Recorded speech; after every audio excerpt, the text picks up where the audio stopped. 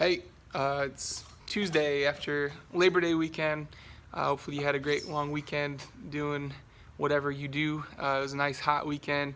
I got a little bit of sun. You can see them a little bit burnt, but it was all good. So this week we're going to focus on identifying variables pretty much the majority of the week. We're going to be hitting another lab here in the next couple days, but pretty much Tuesday, Wednesday, after we finish up how to write claims and evidence, we're going to practice identifying variables in our science experiments. So that's what we're going to hit this week. So, and it's super important. This is a skill that you're going to need to continue to do anytime we're doing a scientific experiment, and then on through 7th and 8th grade and beyond. So just making sure that when you do an experiment, you identify what's your variable that you're changing on purpose. That's your independent variable. And then your dependent variable is what you're measuring, what data you're observing for. And then your controlled variables are those that need to be kept the same so that you're only testing the one variable in your experiment. So in your lab that we did last week with the pendulum, your independent variable, what you're changing on purpose, would be the length of the string. So sometimes you measured it out. I think this was probably about 60 or so. Your first couple, the length of your string was only like 20 centimeters, and then one was at 40. So, and then what you're checking for was to see how many periods occurred within a 30-second time period, and what things you should have kept the same would be the same amount of mass on your string.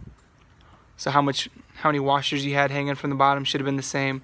You should have used the same meter stick. You should have had the same string, the same angle that you released it at. You wouldn't have had one up high and then one down low.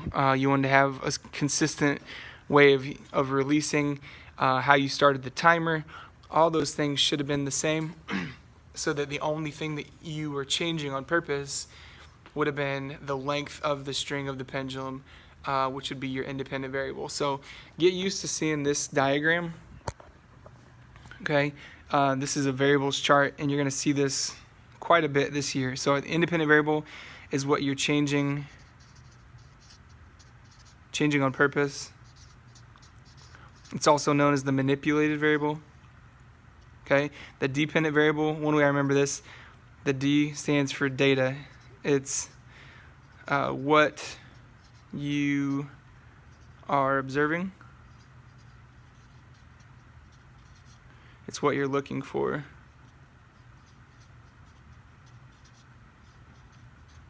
In the case of our pendulum, we were checking to see how many periods occurred within 30 seconds.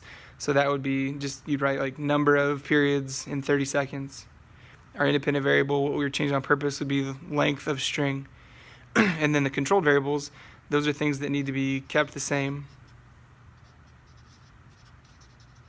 And typically you want to have at least, the more you have, the better. But I'd say at minimum 2 to 4 is a good number. And I would honestly just bullet point these and say, hey, we need to keep the mass the same string, same release angle, same timing method, all those things that needed to be kept the same so that we're having a controlled experiment.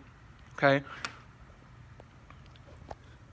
So this week we're going to be taking a look at one called the penny drop lab, and it's another good experiment where you're changing one thing, you're testing it, and then you're really working on controlling all the other variables that you can, so that you have an experiment that you know that your results are because of what you're changing. So getting lots of practice of this week. We'll continue being in the lab. Make sure that you're doing your thing. Congratulations for first period. They were the winners from month 1 of our class competition. They'll get their reward today. So have a great week. Short week, 4 days. Get it. See ya.